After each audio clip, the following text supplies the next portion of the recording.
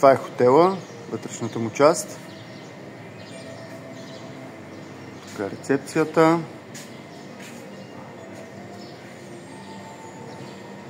Много готино такова автентично, със страшно много зеленина. Ей, там долу има 3 басейна.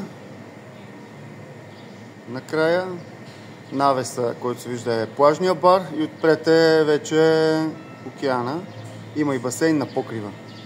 На 6-тия етаж с гледка навътре към морето. Много хубаво. Плажа, като за тук е супер, ама иначе не е нещо, кой знае колко готино. Иначе и от тук навсякъде са хубави хотели с басейни, с палми, с много красиво, навсякъде супер направено, особено отпред, като минаваш на разходка по централната, там плажната алея, е супер красиво. Обаче отвънка, като излезеш и попадаш в някаква пълна лудница. Его, сега сме вече пред хотела. Тук от тази страна са само хотел до хотел, хубави, луксозни, с басейни, с не знам си какво си. От другата страна е вече са си на местните къщите. И като... Hello! Fine, thank you. How are you? Yeah, I'm good. И като минеш зад тия къщи, отново има пак така редици хотели, защото тук от двете страни има океан. И по средата са си останали местните хора, които живеят в някакви много странни ниски постройки, карат само японски коли и супер много скутери. Никаква друга кола не съм видял, освен японска.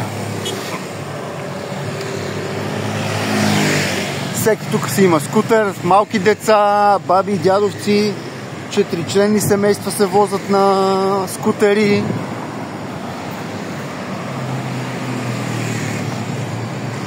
И навсякъде разни индийски, тайландски, буквално ресторант до ресторант. Супер опасно е движението, супер натоварено. Сега в момента даже е някакво спокойно такова, защото е някакво никакво време, 10 сутринта, примерно, 10:30, не знам ясно колко.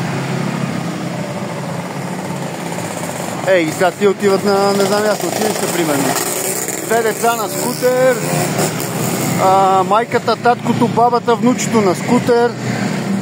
И е такива от тия, дето ги имахме ние едно време, дамашчета и така нататък, нон-стоп. Това са им тук. С това основно зареждат магазини и така нататък. Его тук пак контраста е един хубав хотел. А от тази страна влизаш в Филиповци направо. И накрая на Филиповци отново се виждат пак такива големи хубави хотели, поне букинга, като гледаме го то тук нещо си пече, гори си. А от тази страна вече танци, музика, не знам, много контрастно е този камион. Е, такива има супер автентични от тия автобусите с плетеното на волана деца. Дет по филмите го кара някакъв черен там, не знае и той на къде кара. И всичките някакви супер ухилени. Е, вчера, например, по време на отлива една двойка тук местни, момче и момиче, разхождаха се, видяха в една от локвите риба. И момичето скочи с един найлонов плик, фана рибата и супер щастливи си отидоха да си я готват. Такива фанаха си риба с найлонова турба. Е, тук пред почти всяка къща има такова нещо, нали, хората са вярващи много и движението е наобратно. Мене всеко пресичане ми е на руска рулетка. Още не мога да свикна на коя страна да се оглеждам.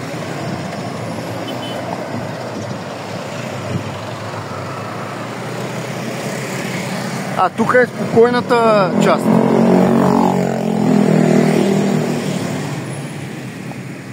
Във вътрешността, там към джунглите, към Убуд и така нататък, разни такива местности, там вече е някаква пълна лудница. Просто там разправят коза на скутер, да се вози, нали, не да кара.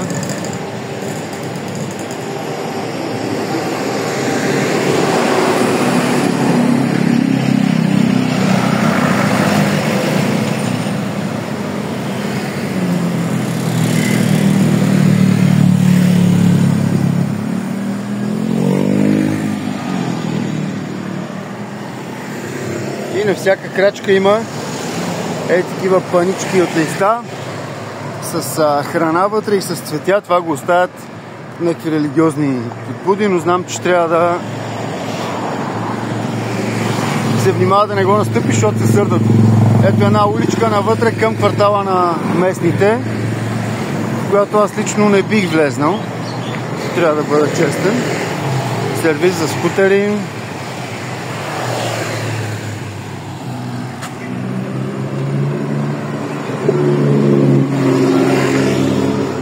Някакви супер любезни, такива, всеки те поздравява, всеки, обаче като видят телефона е така, както аз сега хода и всичко живо бега от тебе. Никой не обича много да се снимат.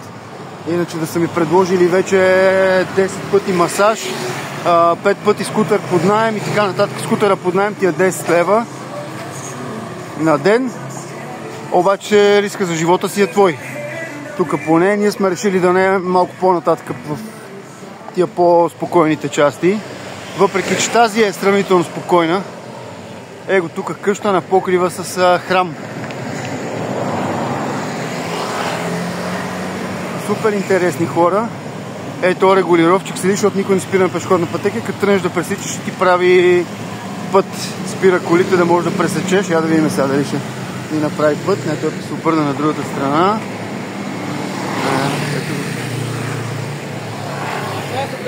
Thank you.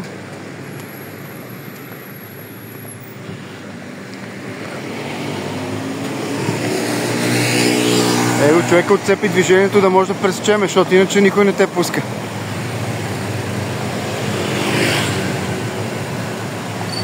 Тук пак някакъв това беше също, ние щурихме даже да не сме в този хотел. Тук водопади, отпред на първа линия, като излезеш, пак сламените чадъри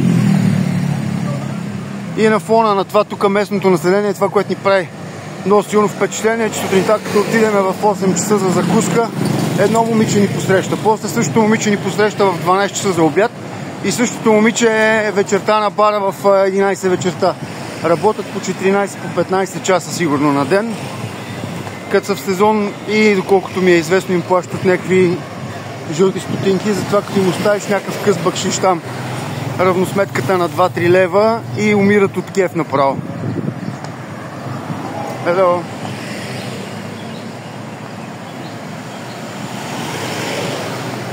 Ето, току-що видяхме един местен траверс.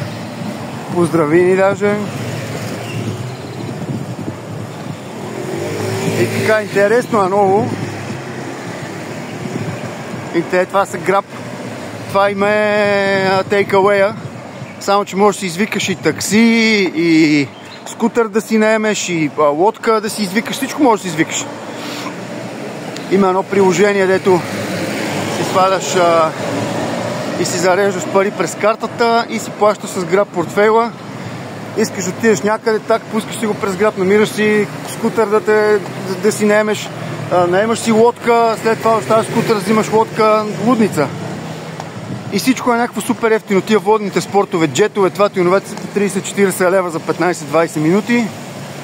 Ей, тук пак един хубав хотел.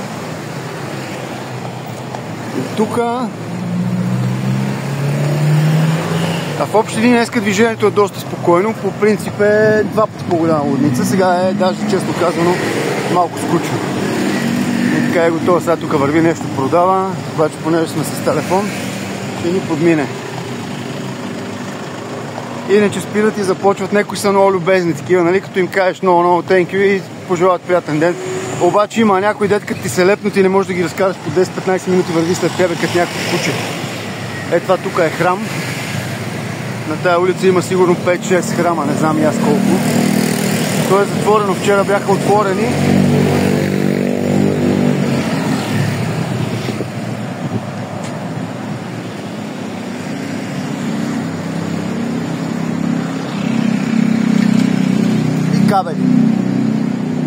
И кабели, аз не знам тук как се оправиш, ако си един електротехника е там, като се качеше на този стълб, как разбираш кой кабел за къде е. И това, нали, е от тая страна тук. Иначе от другата страна какво правим? Тук палми, лукс за туристите. И китайски коли имат също. Освен японски имат и много китайски, дето съм ги виждал, като съм бил в Китай. И никъде друга не съм ги виждал тия коли, освен тук. И Daihatsu. Всяка втора кола е Daihatsu. Явно това е тук. Това е магазина. И така. Айде!